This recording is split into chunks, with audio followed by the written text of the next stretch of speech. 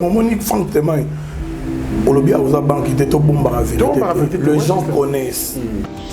Je n'ai jamais tenu des discours pendant la carrière, je un coup de pouce. Que les Lonas n'a fan s'appelle comme l'équipe de Baïbio parce que ça fait 6 ans que j'ai quitté la scène.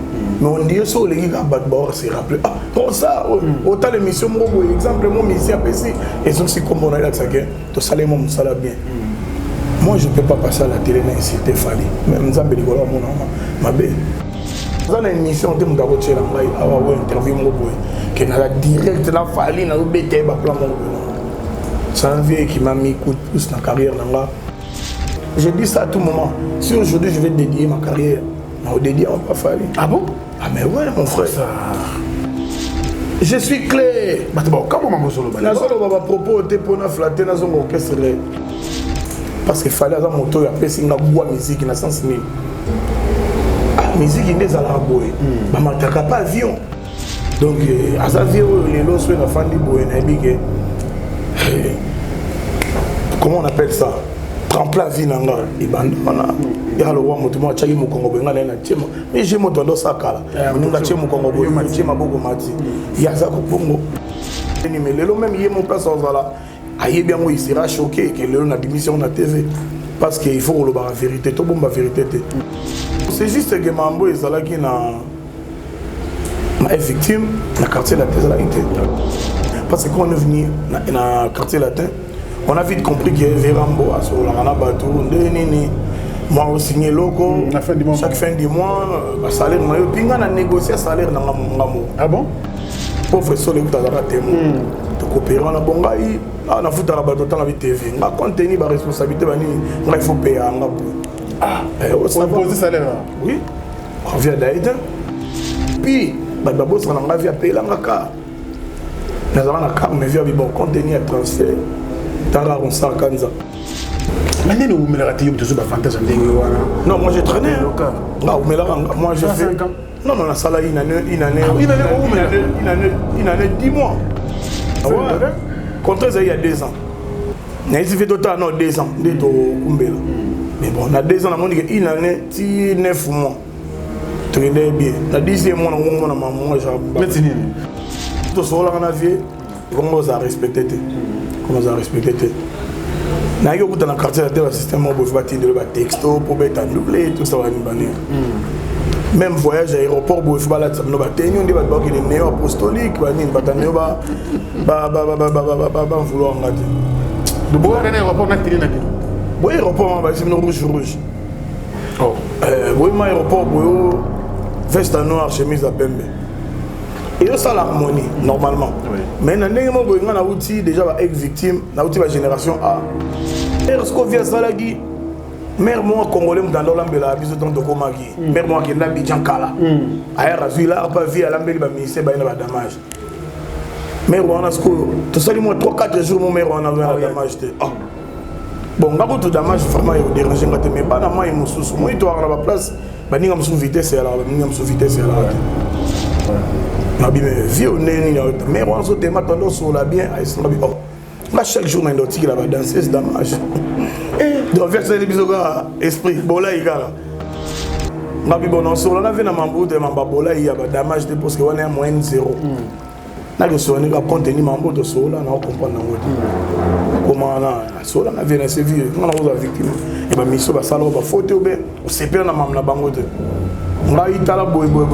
Il s'est pour moi discussion champion vol ou témoin. La mise à vous pour mon abé na vie comme mon boy et la bonne mouvement et mon dans faire de riara. Et entre bisous va pas le passer avec comme alors là il dit dans la vie là inhumé. OK na vie bon. Elle na vie. Tout à go maman boy. On a note 3 et demi. Ouais. On a une note 3, vieux pas une note 3. Donc il y a une juste note 3 dans la submission shadow. Venant là, vieux tchèle on a poche pour le petit mot bah awa. Ce bah bengi, na ibn non ça se va danser bah côté na bille. Et puis on a que podium bon amoni ma vie matin pour donner des sur téléphone on a ça que shadow. Il s'est payé ça guette à son matchom bah bois kango c'est wa. Chomona. On avait shadow ça bizarre maté. Ils sont soldats. nazonga avec chombo via boge on a tête chombo Abo on a public to. Abo on a podium mais boy on a chombo panzani mais là on a sepela kablu via futa chombo là. Mama, oni ma kitoko, olga kabelo. Mama, kabelo a kitoko, olga kabelo. Partout bozali. Ah, toi on a le système via internet. Voilà. Ah, toi on a photo. Boka qualité. Ah, vous ne la contrôlez. Kabela mame, elle est à la frontière. Et qui est l'aéroport. Voici. Jean de Gaulle. Et non, Olga Kabelo. Kabelo, il y a original, il y a solo, il y a Milai, il y a ma mère boss. Il y a Talo Malam. Ce qu'on dit, quand il y a l'internet, partout allez, commandez Kabelo Nayo. Il y a Olga Kabelo. Dans le numéro, et comment dire, Bema, Tigelio, Futimo Nayo, Do, Futimo Nayo, Tigelio, Kito. Kabelo a Kito. Oye, c'est la Kanyana, Olga Kabelo. Oye, Beyoncé a Chapa, Olga Kabelo. Shakira.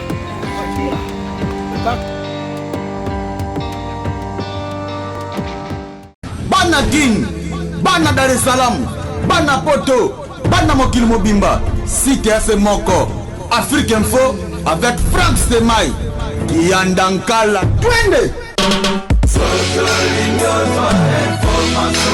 X-Bass Marandura Frank Stemai.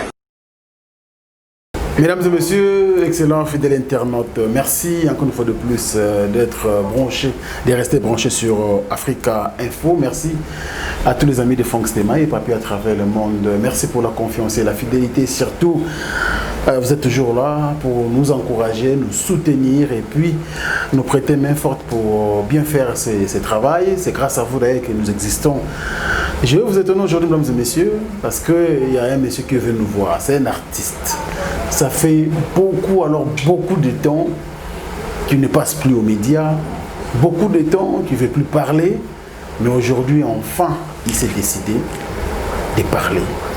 Il vit en Europe, mais il est en séjour à Kinshasa pour des raisons personnelles et aussi des raisons de travail, mais il a dit, enfin, Frank Stemai, je vais parler, je vais communiquer, je vais partager des bons moments, bien sûr, avec ceux qui me connaissent, ceux qui m'aiment, au travers Africa Info. C'est un réel plaisir pour nous et je crois bien que c'est un plaisir aussi pour vous qui nous suivez à travers le monde. Il s'appelle Ronsard Kanza. Ronsard Kanza est un artiste. On a bien que Stade de France, Beta Stade de France. Et ils apprennent ma place où stade Oyo, ce artiste a Beta Ngo, n'a palmarès, n'a comme arrivé fier. Et je pense que cet artiste est fier aussi d'être sur ce plateau. Nous sommes aussi fiers de le recevoir. Nzaka. Soldat. Mon frère. Moko. Bonjour. Bonjour, on a Mélomane sur Africa Info, partout ils sont. Donc, et puis voilà. Où senti bateau on va parler. Est-ce que vous avez remarqué qu'il est bien? Ah ouais, il y a longtemps, mon frère. Il y a longtemps, comme tu as dit au début, donc. Il y a longtemps, j'ai eu vraiment un stand de bail trop, mais bon. Comme Nzamba au PSA souffle de vie, qu'est-ce qu'on va faire encore? Si on a besoin de communiquer avec moi, c'est tout parce que tous en la vie, il y a des gens qui nous aiment et il y a des gens qui ne nous aiment pas. Oui. Mais maintenant, on a besoin de tête, donc on a plaisir et on écoute un son à Bango. C'est un peu ça. Santé, ça va, ça? Ça semble aller par la grâce de Dieu, malgré le confinement, malgré le Covid et baby si mon kilo, mais nous surtout vraiment à l'antenne, mais nous avons passé sur grâce, tous allés. Très bien. Bienvenue à Kinshasa. Merci mon frère. Nous avons eu trop, cette fois-ci quand même, ils ont honneur, au sein des bisous, Ronsard Kanza. Ronsard, tu m'as dit que le Marambo et bouger le monde, tu m'as dit que Covid-19. Aux artistes, aux pères de famille, aux jeunes, et Nanganayo, on dirait que tu as Covid-19. Ici, on vend en Europe. au Santa Kenini. Et puis comment tu as analysé toute cette période? Bon, la période de mort, c'est vraiment catastrophe. Catastrophe parce que moi, j'ai vécu Batouba Koufi et des proches que je connais. Il reste mémoire, on a Bango, Marc Lolo, Banini. Baza Bato Tolinga, il trouve Loris, Bafina Soubavé, Claudie Thomas. Il reste mémoire toujours. Tous 8 ans, on est là, Bango. Pour moi, la pandémie, depuis quand on l'a depuis Tobotama, je n'ai jamais vécu événement. Mais, nous surtout, aussi, tous conscience, c'était Franck. On dit que j'ai un message parce que pendant la période on n'a rien.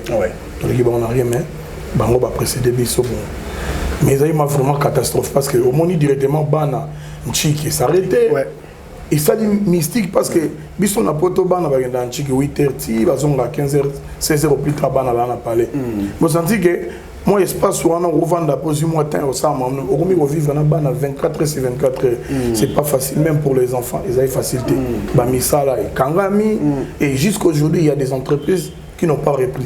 Compte tenu la crise économique et bêtiment, Zambaza, Inch'Allah, Bissotozali, la couture en bonne santé, et puis on a un château, on a surtout les fils Bongo, donc ça va. Très bien. C'est un plaisir. Depuis quand? Ouais, depuis lundi, ça fait une semaine déjà. Une semaine. Ouais, ça va bien, tout va bien. La famille au côté, très bien. Bon, on a une circonstance, moi, il y a bien été déjà, parce qu'il y a mon père qui est sérieusement malade. Oh là là. Bonne guérison, papa. Bonne guérison à lui. Azagi hospitalisé dans le campus, ça fait 3 semaines. Il a connu un problème à Barin Banin, mais ça m'a aussi bien. Et tout ça, on en cheval, campus. Parler campus, parler même dans la campus. Parce qu'il y avait des examens, il fallait ça là. Mais nous avons été papa, bon rétablissement à vous. Je pense qu'on est ensemble là où vous Merci mon frère. Ok, tous on a na Ronsar Kanzo Batubayebi. Ronsar Kanza artiste. Je rappelle que artiste moi génération A ils ont orchestre il y a Alain Pela génération A et Ronsar Abandi Kuna carrière professionnelle pour ce monier Kuna na clip banin. Après on a d'ailleurs kokota na groupe d'accompagnement il y a Fali Poupa. Après Fali Poupa à côté quartier n'a pas confié l'omidé et après là l'artiste a décidé de faire sa carrière en solo. Il nous a annoncé quand même un album, un titre Libre Parcours. Donc, Mamdou Solana, Ronsar Kanza, Yango, on a plateau de l'eau. Et puis, la réalité, nous sommes retournés autour de la musique congolaise, nous sommes sur place. Bonne musique, Ronsar. Petit candoulé, la qualité, la capacité artistique de l'ébélé, comment on peut vivre Yango, comment on peut faire la nini, Ronsar. Merci Franck, nous les élèves ya inné bato baebinga baebi famille na biso viens on appelle ces mots de place ali c'est Mignon Maniata le chef du gouvernement on appelle cet éternel chef du gouvernement tu as Koulenda fan de Suzanne maximum et viens on Jacob Rompela Jaman appelle ce bambo de place ali moni il y a des temps dans la vie mais sous circonstances mon sœur dans la vie inattendue oser la montée mais commis moi j'ai eu des problèmes avant d'abord tant la banda qui album Nangana, j'ai eu des problèmes dans bouffer les sols. Pauvre Tati Sol et Pertiba, moi, mémoire, t'as ramené dans un grand frère Nangana. Donc, il y a l'ongoué qui est place à grand frère. À comment il m'a master. Quand on a perdu, on a qui est poteau. On s'est rétablir un peu la maison qui s'est bien après, là c'est lancé. Et au salaire, on a divorce, un peu côté il y a divorce. Ils ont raté. Les cabots, avocats, jugement, tribunal, tout ça. Tout le monde a focalisé dans ma soir, on a garde des enfants. Donc, au moins, vous avez perturbé dans la musique qui est dans le salon. Parce que la musique est dans le salon, on a moral, ils ont posé tranquille. Comme je n'avais pas vraiment le moral dans le Bible, naturellement, je pose carrière. Mais comme talent, à tout moment, je peux démarrer. Je peux démarrer à tout moment. Ça fait combien de temps depuis que tu as posé ma carrière? Depuis, j'ai quitté Quartier Latin en 2014. Depuis 2014. 6 ans. Ouais, 6 ans. C'est beaucoup, hein, ça, pour un artiste. 2014. En 2014, on a mis sa single T. On travaillait pas mon tout T. Et 2014, j'ai arrêté tout. J'ai arrêté tout quand Je suis parti d'abord m'installer avec les enfants. Comment déjà poteau, il fallait s'installer famille, et au coup tapé qu'il y a une femme ex-femme là, tombé dans un problème, divorce il y a un moment parce que divorce déjà dans poteau les temps beaucoup ça m'a donc ils ont déjà il en est mort à se séparer et puis pour pas prononcer divorce il voulait nous moi 2 ans donc il y a maman 3 ans mon et puis dans la zone on s'est relancé grande sœur n'a su ninga kufi donc na mon yango événement mon abi mais tout nzambe nzambe au juste c'est quoi mais bon il moi évidemment kumba mais bon tout ça na biso ouais tout ça le plus important c'est qu'on est en bonne santé et puis tout va bien. On a 6 ans, on a comme le spectateur, comme le fanatique, on a musique parce que chaque pose dans carrière. 6 ans, depuis ta carrière, quand tu regardes la musique congolaise en général, qu'est-ce que tu te dis? Est-ce que tout va bien ou bien il y a vraiment des sérieux problèmes où ils ont rangé la musique congolaise? Non, il y a des sérieux problèmes avec les gens qui ne comprennent pas.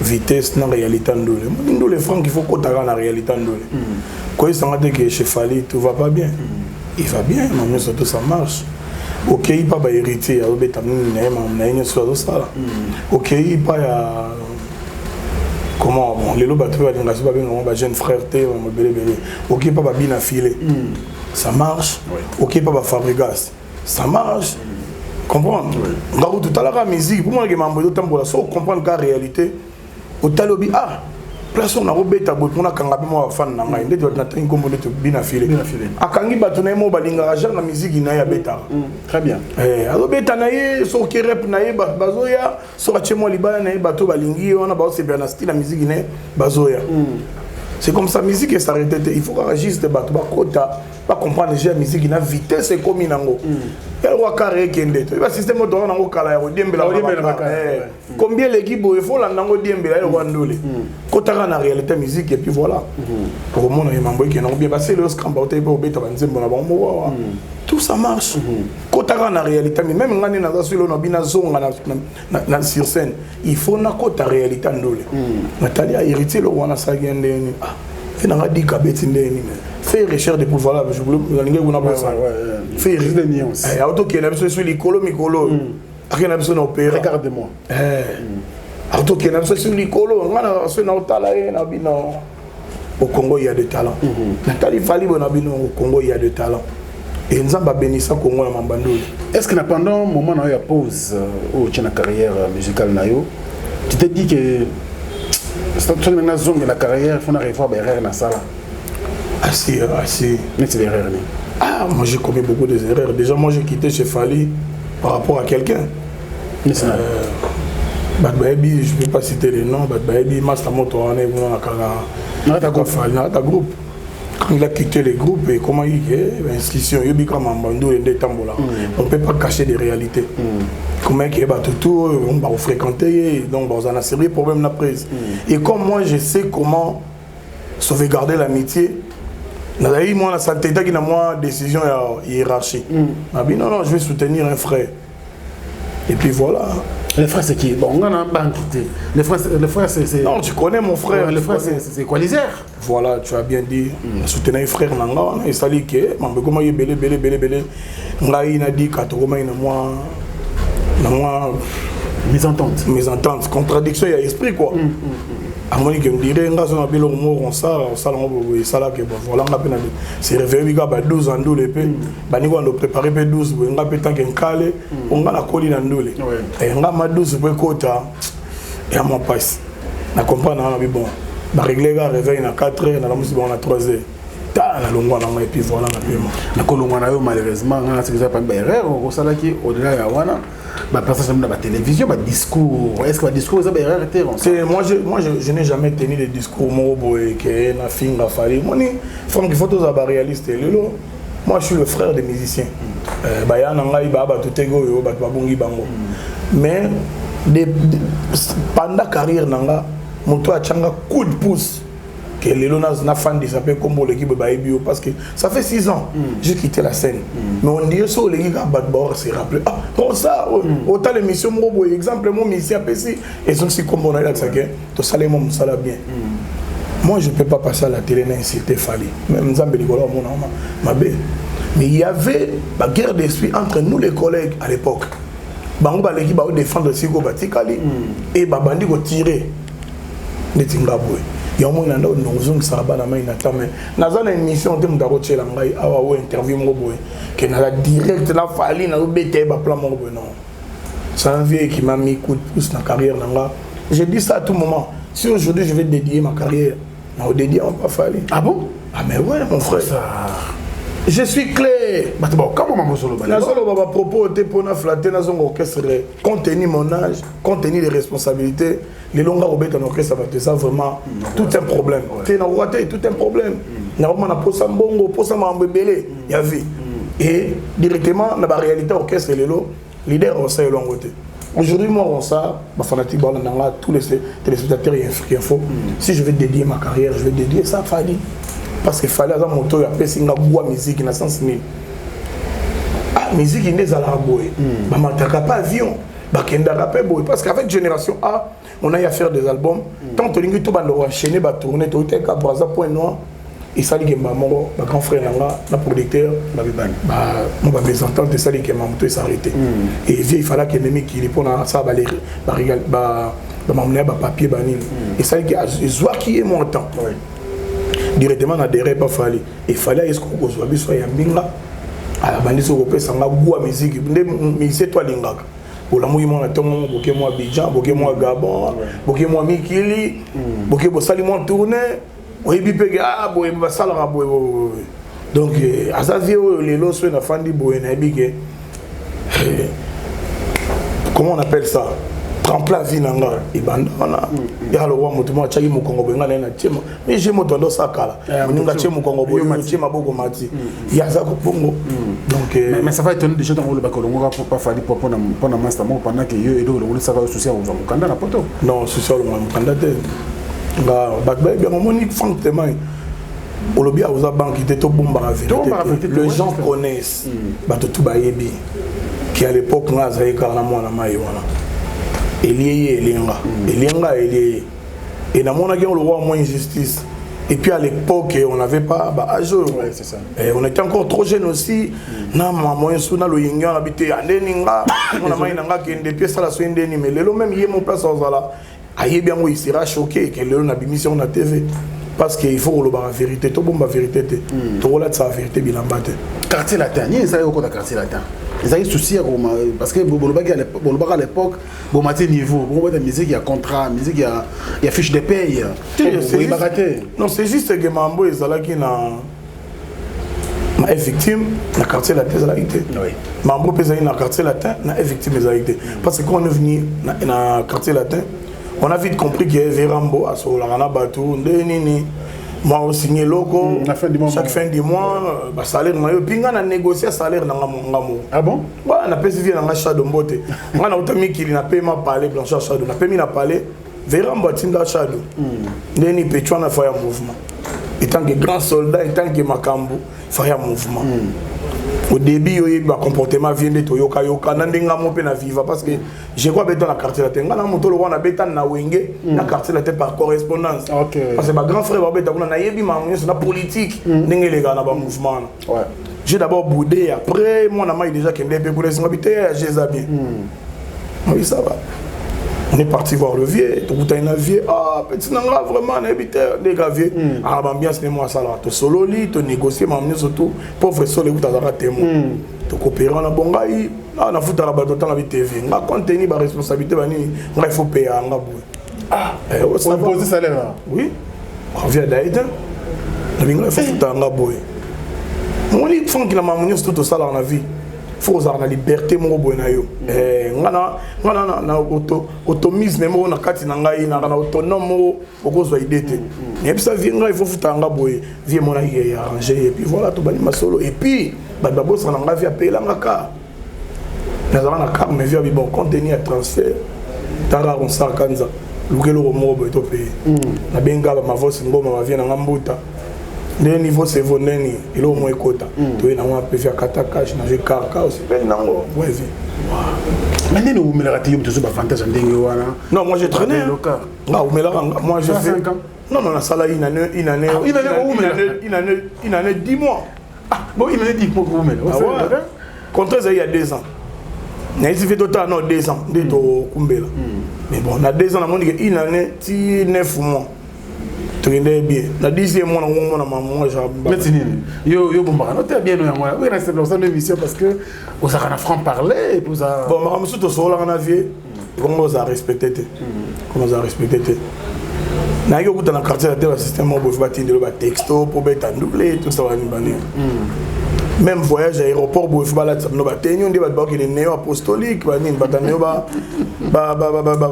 vouloir ngate de boire un aéroport na tini na bino boy aéroport ba c'est rouge oh boy ma aéroport boyo veste noire chemise à pembe et ça l'harmonie normalement mais na ndenge mo boy ngana outil déjà ba ex victime na outil ba génération A to la tarabilama na biso na aéroport voilà on a dit que place na gola ta tenir izakaka conseil mais na quartier la comme marqué cravate rouge nini les aïba bloqué on m'a déranger nga on m'a déranger et puis Dédé et comment il vient musuba mbonga ba salaire et comment les kaba mikolo ba niveau no salaire ba rappel et puis c'est que je pas aimé aussi to kenda Abidjan mo champion vol le loza ko pas héritier la beauté to kenda Abidjan mo to kenda des conseils ils arrivent après bah via Abima sur les bandes premier événement na biso ya Abidjan parler de congrès to kenda to beta dendule après on a fait football sur balar na biso vie mo na Hollande bana mayo à l'époque na maso na beta via chabiso la dendule puis donc moi na c'est débrouiller go milier ça misaila maram na yo oh na Abidjan on Abidjan alors bien mais champion à l'époque champion chef d'orchestre na benga tondo la be champion parce que wana mutu na ngai mobali afa mais c'est même père vivo viva aboy boy ndule a foutu nos deux concerts et puis voilà mambosili mais c'était tellement de soleil boyete je dois voir le vie parce qu'il faut vendre on a pas combien de temps les après nous devant normalement toi une visa et mon mais via bi bon comme le rosa le pt ya ninga pe mana e batuna ya kutana na batuna una fo beta matolo na itaka batuna ba moneka parce que kabela c'est champion là fin de mon avis to démarrer voiture on a bien ma master mo ba yaki on va subir parce que à l'époque biso to kenda de Abidjan na fali donc to fan c'est derrière ma cap na suis caraba massa na outi na hôtel il faut pas vie na bien c'est fait photo causer oh papa kanza ya no bien papa kanza to kita na to causer na c'est bien on répéter comme on a eu ça vie na c'est vie on a orchestre na rosa ba victime ba fali na ba bourron na biso te na ba soleil na ba kusa te parce que na ibité to ya na tanga ba komba vie na ngana to na bineni to yi awa bo futi biso la dendule et puis voilà to milier saka erreur ce qu'on vient salagi mère moi congolais mutando lambela biso ton to komaki mère moi qui na Abidjan kala aya razui la pas vie à lambeli ba ministère ba ina ba damage mère moi na sko to sali moi 3-4 jours mon mère on a damage te bon ngako tout dommage vraiment il déranger ngate mais pas na mai mususu moi to na ba place ba ninga musu vitesse ya la ba ninga musu vitesse ya la na bi mais vieux neni ya mais on se te matando sur la bien ay sur la bien oh là chaque jour na ndoti la ba danseuse dommage et de verser les bisoga esprit bola igara na bi bon sur la na mambo de mamba bola ya ba dommage parce que on est à moins 0 na le soigner ka contenu mambo de sola na comprendre na comment na sola na vient se vieux on a aux victimes et ba miso ba sala ba faute ou bien on se perd na mam na bango te nga itala boy oh sala bo moi discussion champion vol ou témoin la misa ba bobo mon na benga vie comme mon boy bu etira la mon mouvement to et mo tando fa to riara to riandre biso ka ba ma le passer avec comme alors na itisa la bien vie za inime ok na vie bon na gena na vie na vie la beta vie wana vie na biso na sa boga na vie na se vie on on fara fara oh papa vous savez que vie za inime na se vie ba mozo sala o za o sangi humanisme donc vie o za inime il faut mettre micro wana na mouvement na hôtel ah inime vie inime donc voilà et puis plus grave et ba maman continue après na separaté j'ai pris l'avion na sondolo mouvement na Abidjan on a son na ça mais na tout na chef d'orchestre en fait et to vendre à to sani concert ici là toi on est là au salle tu as un billet vendu bon on a bengi compagnie aviation mon boy Skype na bengi on a pour changer un billet et à l'époque moi on a mis deux années on a pas changé un billet tout ça on a biso kolongano ya mwana quand na zongi boy après ma mécontentement déjà yo ça que moi on a mis à Longwe tout moi on a mis à Longwe après voilà ma belé na yo que miki mo boto na zongi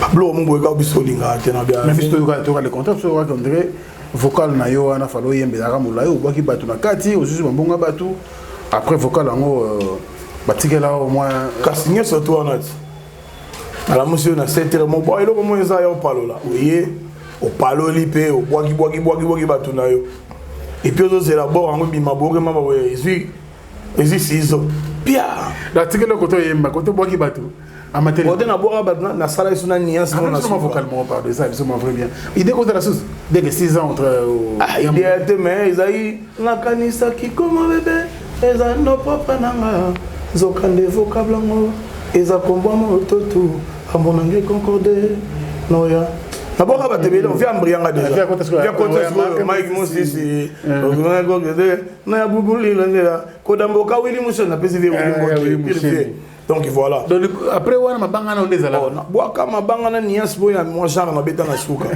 pour la vocal on est à moi genre déjà moi morcelé tourna via zengela ngona ba sepela ngo déjà na bagi bon vie on dit à respecter sur ma bébé était bon tout à go maman boy on a note 3 et demi ngala ina note 3 vie pas ina note 3 donc to banandule na jusqu'au note 3 na simplification shadow venant là avec chez na poche pour ba petit mo ba awa so ba bengi na ibne na ça so ba danseuse ba côté na bile et puis on a que podium bona moni ma via matin podium na ibte so téléphone on a ça que shadow il s'appelle ça gate zo ma chomba boa kango so chombo na on avait shadow ça bizarre raté ils sont soldats nazonga avec chombo via boa que on a tête chombo abo na public to abo yo na podium me ko una chombo panzani mais là on a sepela ka via futa chombo nga au futa fait chombo ebo be vino be mutuma ka sele kama mingi musique yango pe bon ta mutuma ka c'était franc moni même na bana parler na bana na ngai na za na rigueur normale mais nga comme ça bana lo ba umbuté vie aza bon vie rambo aza bien soit lingio au sepela na mais via ça na makambo suso yemo bato ngana yo to yebi na mokili ba yebi ba reprocher kai ba makambo na na seconde tinga mutu boy na déjà tempérament très chaud et ngana na liberté mo boya oloba nga franki so boma ngana boma yo nga so bo franka tumba baninga beta cc franki na oede na otumba yo so tumba ngate na otumba yo ti parce que biso la congolais bana mai mususu be bat mususu ba onde bango bana monopole ya oloba ba be baninga yeba lo ba na ete ngai si tu t'adresses à moi na ninga des arts na beto des arts donc na futa la vie chombo nanga et puis ton outil voyage na kutana na vie na mon colonel Rick Apen télé so comme général na Goma via pakola nga dégâts et via mon onde qui on a retard ba retard na ba aéroport ba nini et puis à l'époque excellence Marcelin Chichambonga na yebaka e padika OK so on a déjà ba carré à vie est-ce qu'on vient dans quartier latin ba carré na émission ko kota te o to yebaka ailleurs o yate siko ngai excellence Chichambo je sais pas aujourd'hui honorable le sénateur je crois sénateur voilà naye boy oh papa mon petit ça va ando sona ba twesi ngobe attends et tant vers les singa na via pakolanga et comme on m'a mabele on dirait ngana moko tabakaravé na miko so la même na ba ta vie les on ngai na outi jeune talenté na outi twakulenda fali et fali to beti musique professionnelle to bi marka to voyageur to même artiste do batu musula ba na bango na mamlanga mususu tant on a eu quartier la te batona bon privé ngata na pesa bango mbote beto sola na bango na moneka to mo ke likolo bon na FC championnat shadow na bibanda lo na ndo ya so orchestre te vetanga yoki ba son wana ba nini boy oh il faut révoquer ngala na ben na via sala une formalité mais c'est mi lo ngona ka déjà mi lo ngona bref année nous la souka moto betanga aujourd'hui comment acheter mais ex grand boulot ouais viatine na ma texto boy ba nini na ese texte soki na ma pata et comment na ngote na nga bendu ete pinde ukenda te pona On a gagné parce que dans mon idée, donc j'ai pas le temps. J'ai pas le temps, mon quartier latin, na bossa nyongo. Na salaire, il y a fin du mois na zo na ngauti. Otika. Et là on a habité il faut na golukavier. C'est bala on a besoin na ngauti na ozo. OK, côté la répéter moi. On a fait na ngai. Fait na nga. On sait qu'on yambo bien. Oh, on a bien, on va aider. On a fait na biso. Si tu me l'as fait vendre tika. Et on a fait na biso. Quoi d'accord, on a bêta hier na Fikine. OK. Une très belle production. Bravo au Quadra. Concert Bado, donc ça là qui ferait bien. Qui pombe là qui voilà. Rosa, na ça là qui boye pour deux ans à sikoyo na carrière, il me passe le bic non, s'il faut de dire carrière na ou de dire na fali pour pas. Concert mo ça là souka na bien concert na tala chaque fois sur la compte YouTube na mon ango concert ya Stade de France. On sera transformé en animateur. Aux oyemba, ceux comme côté ba créer faut ba créer tout ça. Mais quand on peut être une anecdote, il y a période où on a avant beaucoup de concerts, et pendant le concert, l'ambiance c'est là qui est dans le Stade de France. Ah, on est parmi les bons souvenirs dans ma vie parce que déjà sur la famille, la musicien, surtout dans le Stade de France. Donc on a la famille sonne. Attends, on a accompagné les motos, mais na bêta qui si. Petit si go grand frère na ta monté pas louer Zénith à Béti. Biso tout bêta garage, quoi bêta na Verambo. Vient na Suizere maximum bêta ina vient na colossal va na PC mboté, pire via idéologie et puis on a bêta na fali. Chouana déjà na banda de dikade banda ko rodenga. Dikade ande rodenga tokenda concert mo boye. Festival mon à Kenya. Tokenda je crois l'animateur moko. Lelo nani boussole. Voilà. Tokenda na boussole, il fallait secouer boussole. Et tokenda na banini yemo monika niveau tactique et betami après nous là ils ont dit ça mon faut boire et comme on a d'habitude ba concert toujours boire après ça Zénith va combattant premier poteau ya petit Kabouya. OK. Tant que animateur il kaka Kabouya. Tant que comme Kabouya il fallait que secouer Kabouya. Tout ça il ça on peut bien. Après ça le Stade de France fallait moi très bien de calculer ma caméra habité. Combien de musiciens dans Stade de France? Stade de France doit y nombre Zagalo, Schumann, Arnold, Alvarito, Le Petit, Micho Sente, Gino Liaki, si je ne me trompe pas, et Bisson Attaque Chantola Gingai, Tony Gattuso, Pichen Kalombo, Atélé, Cousteau. Ok. Cousteau. Animateur à Zate. Animateur à Zate. Il fallait ça la rage. Yembi moba animation kenda pe bien mo kilemona la potentialité ça en rebelle donc voilà. Mais si on fallait ça l'animation au télé public le roi Stade de France, la caméra a braqué presque je dirais même à médias internationaux. Ah ouais. Français qui était Franck. Biso to beta dernière vraiment lelo ba musu ba mona ngo lelo ba mamba fali boy so nini musu na bola za ba zo flatté. Moi d'abord je suis pas inflaté. Fali déjà à longola biso ba bloquant to beta ba Centrafrique na ba grand stade na ba Abidjan ba grand stade na Bangola va citadelle là ba grand stade. Donc François les a depuis déjà biso to on a mon musicien un vrai artiste au gros a même malade mais so matin à podium boy roi esprit changer au monde que na ça musala bateau ba vendre ba c'est mais ils ont moi genre parce que première fois na vie na bêta au monde ba caméra Gaïa Franck mindele mba filon parce que les gars en direct dans la France oh oui en direct ba tala au monde entier donc ils ont vraiment parmi ba bons souvenirs à vie to be gato ça musala parce que surtout comment qu'il est lendemain on to sala mama ko na bangé na rep la placement déjà to ibake o ça fallait sinanga na banda yo ça moni pe les cas bien et puis ça la biso bien très bien. Il s'appelle Ronsa Kanza, je crois bien c'est un artiste bourré de talent et qui ne met jamais sa langue dans la poche, ce qui fait solo là et ça lui sauverait bien. Ronsa poto cimetière ba musicien.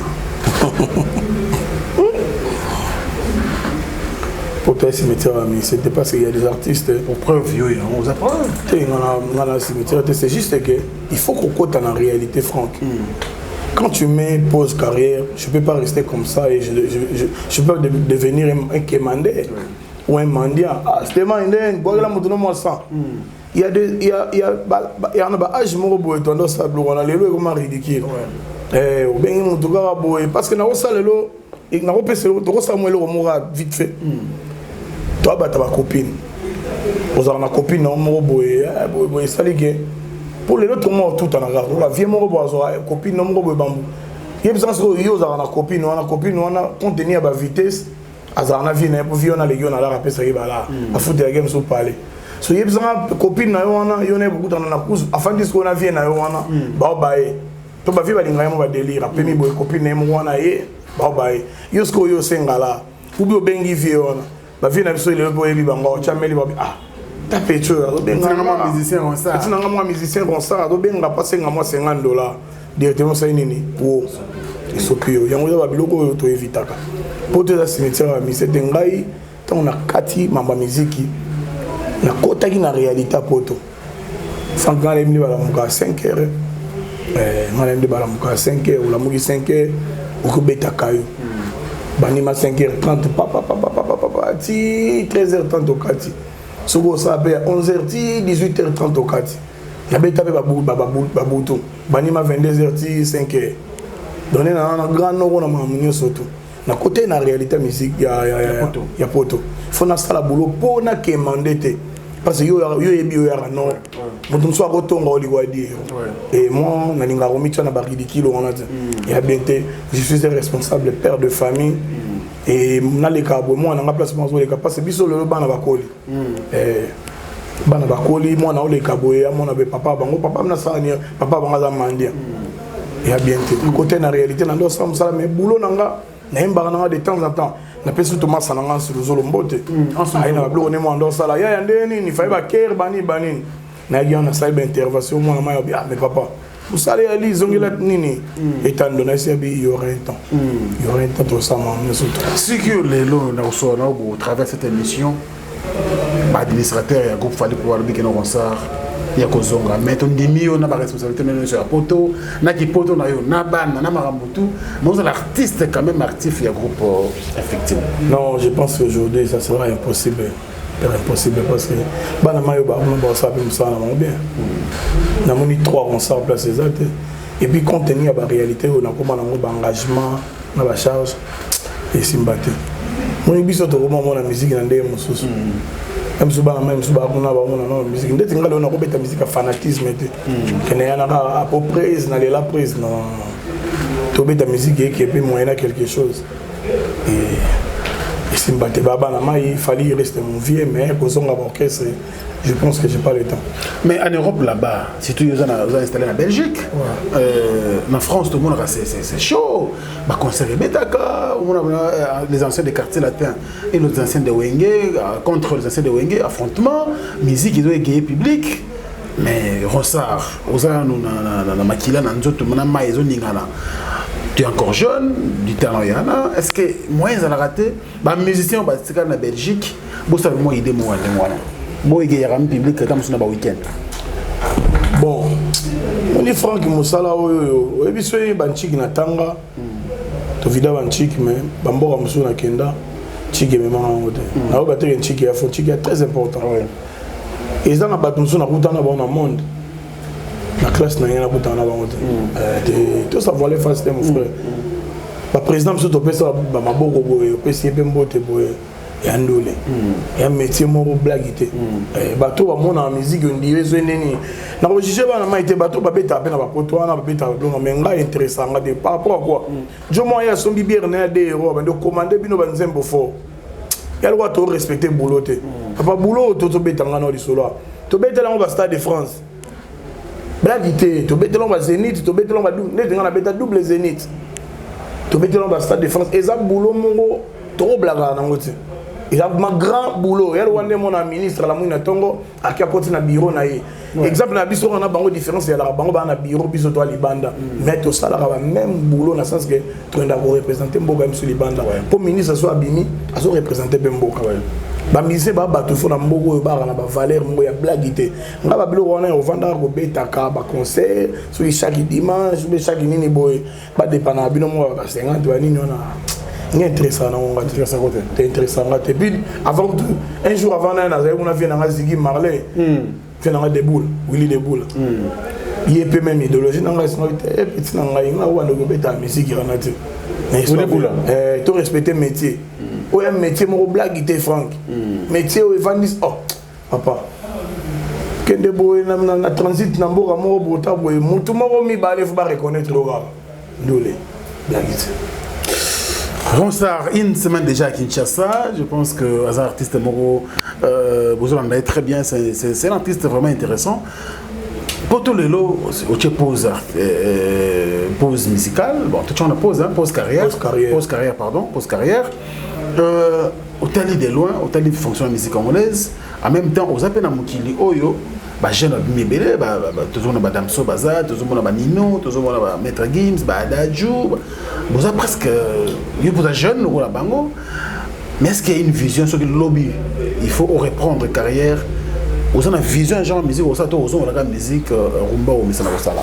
C'est bien sûr que rumba, mais en annexant aussi la réalité où il y a Nino, il y a Gims, il y a Adadjou, il y a comment il s'appelle encore? NASA, comprends? On mixe en européen parce que la musique n'a pas de frontières. So on est là au moins il ça bien et là au moins il bêta ap et peso makambo. Pourquoi pas Franck? Pourquoi pas? Je na ozonga la mamuge na ozonga bon Franck ndeni mutu na na tiesko ba batterie marche. Est-ce qu'il faut na zonga la masolo au monde na na ozonga la masolo na kota na réalité ya lelo. Babilo na za na ba maquette on a ko bisango na juste na CBC yango et puis to betelo tout à nzambe ya mema biso. On sa kanza. Oui papa. Libre parcours kenda. Ya la tiroir. Baninga ba osala libre parcours na bango album ma groupe yo peka ko lalo la moki ole ba McDo o sepeli na yo ole ba KFC o meli ba lo falombela so poto zali ko lete lote o bon na jusqu'au énergie nani ko affronter sikoyo libre parcours ya groupe Fali Poupa. Non même pas. Mo ndengo suka. Non ala sport de bango ne munde basuka. Puis beta pété. Oh beta quand même. Générique. Générique est bêta, oui. Voilà, mais générique, il y a eu cassé le parcours. On a eu ça, mon niveau dans le bablo, mon bablo, on a eu la vérité. Bien, nous, on a banquité. On a tangu, on a eu idée au libre parcours, on a eu même pas que bango va faire peu comme on a eu idée dans le bango erto. Ils ont eu mon voyage, papa, yo ça libre parcours. Ils ont eu comme mon anga. Mais toi, on a mon ibana mai bachon, on a eu dit ah.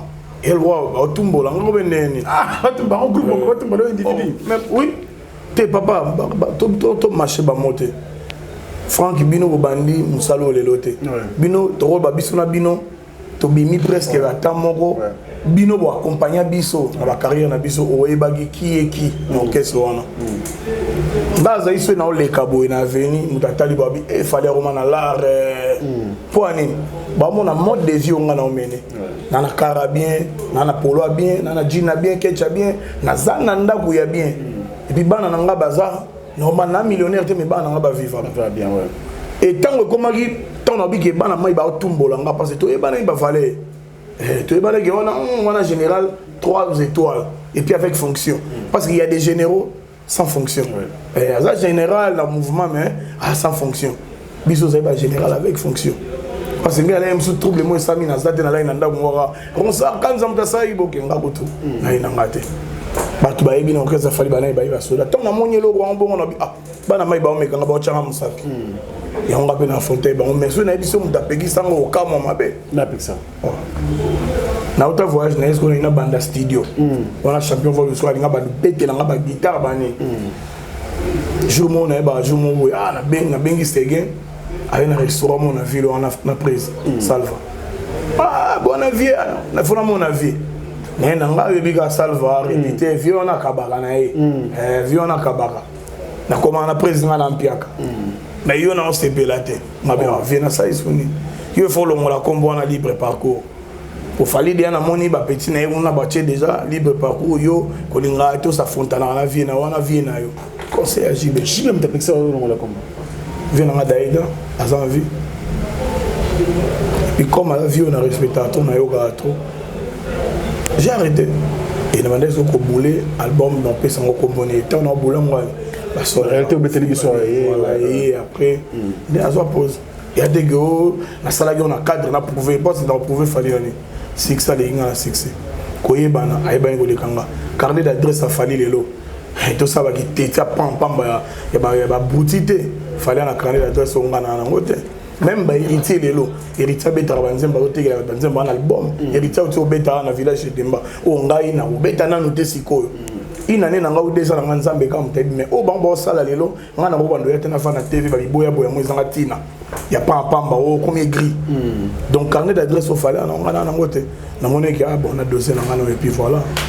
Très bien, il s'appelle Ronsa Kanza. Mesdames et messieurs, vous comprenez quand même l'artiste comment ça fonctionne. Nous sommes en train d'évoluer très bien. Et bien voilà. Merci à Alain Dinamo, l'homme surprise agréable, Bogart Tinapoche depuis la Belgique. Il y a Maman Janice Sambakondi, Super Sol, monsieur le président. Il y a Maman Gisèle Matota, il y a Djongonda Imen et la terre avantageuse. Merci pour le soutien. Le code, le seul et l'unique. 00243, il s'appelle Willy Moucheni. Encore une fois de plus, bon anniversaire. Merci pour l'accueil, pour l'invitation. On était vraiment bien accueillis. Et voilà, merci également à celui qu'on appelle le plus beau et le plus élégant de la ville de Birmingham, José Moulumba. Il y a Maman Béni Penda Moulumba, Barcelone, Maman Reven. Pourquoi pas Manoussa Kombi, 20 ans de métier. Et je pense également à Nesha Pindi, plein de grâce. Et puis Diesel la City London, merci pour le soutien frérot. Et je penserai aussi à Dadima Vungoulé. Voilà, on est ensemble. Kanza, qu'est-ce qui se passe avec ton frère équaliseur? Boyebi ke bino ba musicien marmona bino tezana e batama na samai.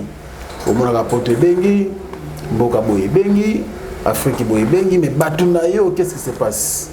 Vous avez un frère, au moment où il est tout le monde tout à l'heure dans l'émission Awa, la TV, mais apparemment, il y a un ça ne va pas. Est-ce que votre bazin a promis en raté, mais il y a Nini comme il y a Touro, on dirait, et comme irréparable. Qu'est-ce qu'il y a? Non, j'aimerais, mon inga na yolo bama, ça sert à rien, toi de bêta en solo, il y a Batou, ça a bien été, surtout que les autres dans le monde, c'est autant que moi, je me porter un peu plainte, je me ça la personne a sali, mais bon. C'est juste qu'on ne se parle pas, voilà, on a un moto réaliste dans la vie, et puis on a la jalouté, on a grité, on a y compris. Quand on va phrase en tournant là-bas, moi on a tout. Toujours au cas. On a y compris. Je n'ai jamais été jaloux de quelqu'un, parce que tu es banni place tout. Tu es banni ma famille, tu es banni place tout. Moi, j'aime pas parler ça parce que c'est un peu. C'est blessant. Je préfère, même si on a bêté là, on a sur ma caméra, on a TV. Moi, j'aime pas salir l'image de quelqu'un. On est sur tout comme un niveau. On t'a touché, mon père Nayo. Allez-y comprendre. C'est normalement, il y a 9 mois, tout le monde a fait un genre. Moi, c'est trop mon finger bibembe. Franchement, je ne sais pas, on a l'éducation, tous dans la famille. La famille a un finger bembe. On a tant de personnes qui ont un niveau de papa et moto. Ça montre l'éducation, autozoa, et puis voilà. On a des détails, on ne se parle pas. Jusqu'à ce que vous soyez à niveau. Voilà. Il y a des gens, ils sont là et ils pensent qu'il y a un monopole. France, il n'y a rien. Il y a des prêtres. Moi, je n'ai jamais été matifié. Bato bayebi monina yango ya mo boy faut bato to ya ro ba blo n'importe quoi dans la TV fallait merci encore une fois fallait qu'est-ce que je peux dire parce que bato sous ce qui fallait ingeza yemso ba mbriema na ba vie parce que deux ans non autant ga combat mo te na rejuger mo te bato sous ba yo somba boxer ya bien donc qu'est-ce que ça fallait non pas jusque là je parle ça Franck je suis libre o ya monina kosi aya contredire nga. Il y a des preuves. Parce qu'avant, on a côté ça fallait, Franck Yoebi, on a combat, mais tout cas, il y a des gens qui ont été bien. Il y a un bureau, il y a un directeur de bureau, il y a tous les 3 vies. Tu as quoi de pour qu'ils sont en sport, mon choix en dehors d'un angle. Si on a géré la valise à la vie. On a géré la valise à ma grand frère, on a géré déjà la moto, le matériel, lui il s'en fout totalement. Aujourd'hui, c'est gain, on a mon bakar, on a bango. Donc, on a dit qu'il fallait que ça fallait, bamise bauti Olympia ponga na kotaka pro Olympia bamise bauti Olympia totemi tobeta concert moko na Grand Hôtel à l'époque na parking ba bulu ndenga pe na oti poto niveau so intaibo poser idéologie d'un autant on a parlé donc dès toi là ba tout bolanda ba mamba ba TVT faut dire merci fallait ba tout na boxer a bien à son moment que ça fallait na chemise a bien abandé au son bango kuna mais comme les gens et précisément on est congolais on est ingrat et c'est comme ça se passe donc là on a détail tout moi na mai non on est parti trop loin dès na ben na début ba tout chose ba on dit un monopole il y a critiqué mon ninga derrière son dos et il va critiquer au téléphone. Franck, moi quand tu me critiques on critique so blessé ngai ngana muda hey pour hey dans pour dans au salinga faux non salo faux nana idéologie au tenzamba ba ki obeti mbata au pesi awa ah non aso tatoli ana tatoli au koto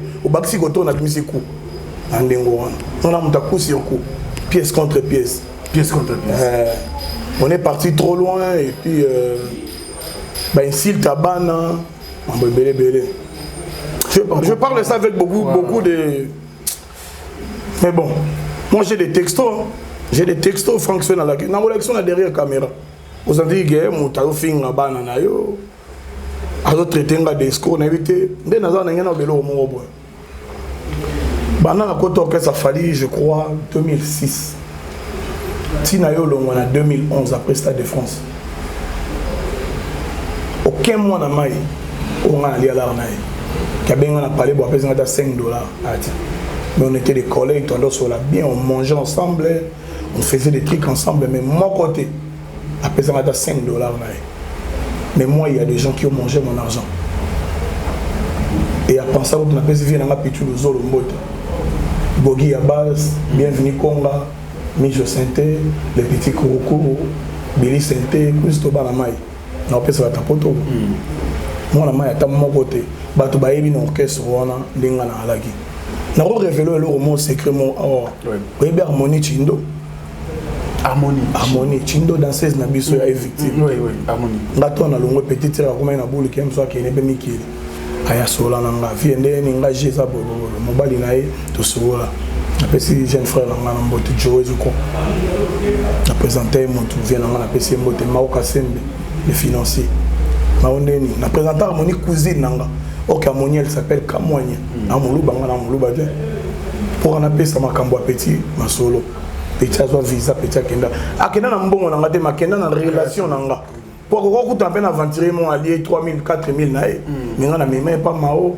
ils ont ba frère mususu il kana compte nanga tant que vient na e ngana zala bina ba fato diso sanga so na ke Liège fato kuta linga na foot hotel te il y a une chambre réservée pour la vie na ça de sociologie fato diso ça pour moi que tout ça bien banda to bana ba fato est-ce que mon microbe mais c'est au combien de niveau Franck je vais te montrer les insultes des enfants les insultes des parents ser nanga pe asona zo finga ser nanga OK c'est total yem sous na famille na yo na ser le roi ser nanga wana na baboul na ser le roi pauvre ser nanga wana te na makambu tout mais bon on est libre de dire et ça montre l'éducation où on a appris mais dans tout ça en globalité merci Fali.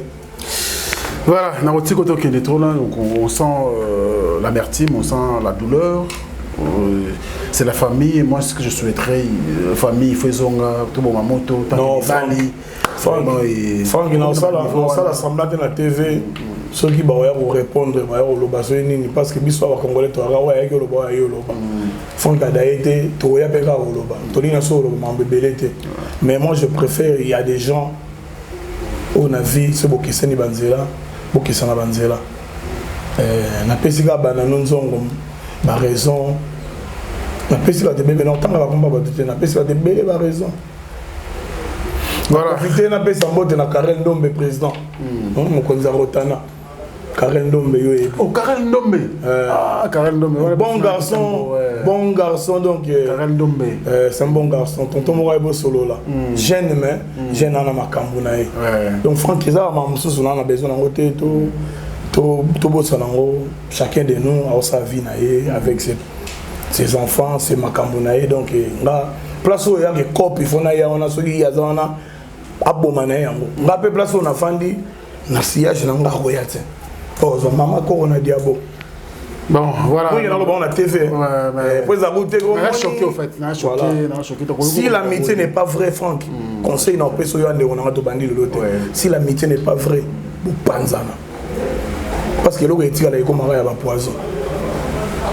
Voilà, il s'appelle Ronsard Kanza, nous sommes presque à la fin. Ronsard, vous avez important pour Nabiso, tout Yambayo, vraiment, je suis très très heureux. Il y a après plusieurs années dans le plateau Boyenganayo, vraiment c'est un énorme plaisir. Je suis très content. Alors, reprise de carrière. Ronsard. Pourtant, je crois. Tant on a eu ça la batte belle sur comme nostalgie mais à quand tous la tamo single la tamo logo boye et ça a bien on ça comme ça bon comme on dit l'homme propose des dispose mais il est bien au disposer de alors ça que mambo ils a bientôt tendé mambo comme on a venir na si ça non mamna il y a oui c'est important ya papa c'est dans une calme mais après na na mboko ba sala ba nzembo na ba générique na na mabele voilà mon rappel boyelo moi c'est bisami pe voilà surtout qui peut mais on va répondre comme le talent ne meurt pas ils en ont nous autres ils ont inné et en makila to se relancer na bisora to yo atamo fitili na chakule ndabi usala kiso vrai déjà on a un album à vie ah oui ma na album à vie dès que na zonga boy na go chaba vona placer na ba solo vocal on dit na fande pe na ba toucher ça la ngai sou bien na zonga ndam voilà après ça la bien ça va bien ça va bien presque à la fin on pense na bato ba yayo ils a ba bazana kini ils a ba na mikili ils a par-ci par-là on pense na bango après aux autres section na vocal ba vocal na yo sala et voilà pour toute cette solution. Ouais, vraiment, on pensait d'abord on a vu Ambroise Mikani. Ambroise Mikani, tous les années, King a passé à séjour. On a passé dans mon frère Hans Luzolo, Yoyebinogo. On a passé dans Pure Master. Fantomas, il y a la série de bien maman. Il y a Fatou Miracle. Fatou Miracle. La patronne. Franck Stéma et Monica pour elle, comme moi, tu citais déjà. Mon tant qu'on a passé temps galère. Parce que nous avons deux personnes dans la carrière. Bon, artistes, il y a des artistes et comédiennes, nous avons des artistes et musiciens. Nous avons deux artistes, nous avons des Kabila Ngambong. Nous avons Kabila Ngambong. Kembong, nous avons Mbongo. Il y a Fatou Miracle. Donc, à soutenir un moment où Francky, on a monté sur Bengate. Fatou Tigela même n'a pas l'air au Vanda. Ndabu na hii na poto atigelinga na uluka ndabu bwabite yomde ona vanda wana et puis na moto moko so bogani moto na tembe l'homme le plus compliqué du monde héritier Watanabe master na ngona héritier mutakoza na mabe na mais c'est un bon garçon il a un cœur héritier il mange avec les autres c'est un vrai frère beaucoup mon héritier va turbulence banini mais dans c'est pas na batiti na mikolo ala ti sous sa responsabilité makasi gogan qui est bongo yo yebi motema na yo nzambe fa pambola donc Fatou Miracle ya fa Sonia Evologo mutunangai yo yebi mon pote nani Youssouf Elliot mon pia voilà quoi faire na simba biso na Bruxelles na pesi papa yo mbota trop mutunangai mon ami Etiki Mbokusu Tiki Mbukusu, festival. La bosanité Bavon Kenda Wani, Masana la Bundes Bavon Kenda, Yoyebi, prêtre. Et puis, après ces petits les fils Bongo, Mbote, après ces banamaïnes surtout, Nayomo Franck Stéma, merci encore une fois. Je vous en prie. Je suis fan de longtemps, on a eu soit expliqué là, Franck Asimbi si on dit maté parce que Yebi niveau Bunda, Yebi niveau Bunda, Maoka Sembe. Tous ensemble, et puis nous avons vu dans Ségué Mignon Magnatambote, nous avons vu dans Salvatore de la Patrie, chez Sébastien Tozala. Et puis voilà. Très bien, merci beaucoup. On sort sélection à Bilo en tant qu'artiste. Moi, je vais désannoncer. Merci à tous nos abonnés. Je pense que c'est pédé l'émission parce que ça fait plusieurs années. Alors, on nous a fait honneur. L'honneur, il y a bien qu'il ne voulait pas m'avoir. J'ai salté 15 à Yakin. Donc, on a privé. Mais cette fois-ci, quand même, il faut le monter ma solo. C'était un grand honneur pour Nabiso et merci l'artiste. Merci beaucoup pour la fierté. Et pour l'honneur au Sali Bisso. Et merci également à tous nos amis qui sont sur à travers le monde.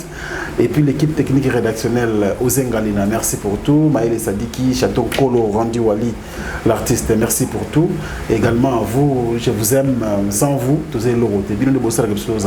Continuez à nous suivre et restez branchés sur Africa Info. Je vous laisse entre les bonnes mains, bien sûr, de Ronsard Kanza. Au revoir.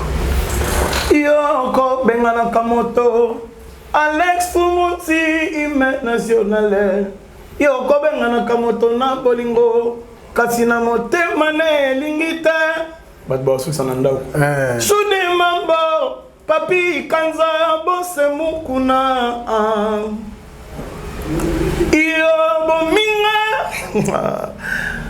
na kanisa kikombo bebe ieza no propre nanga nzokande vocable ngo eza komba mo totu amunange concorde virambo su excellent quoi donc à suivre au revoir merci mama oni ma kitoko olga kabelo eba mama kabelo ya kitoko olga kabelo partout bozali toi on a système ya internet kala toi na poto boka qualité on la contrôle kabela mabe et la frontière et qui est l'aéroport voici Jean de Gaulle et non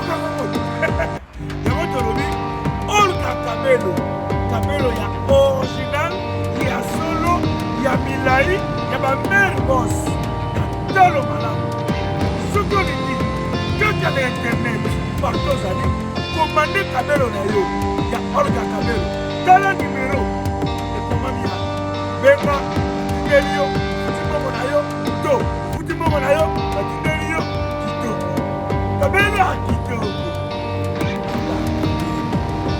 oye sala kanyana sha Olga Kabelo oye Beyoncé achaka Olga Kabelo Shakira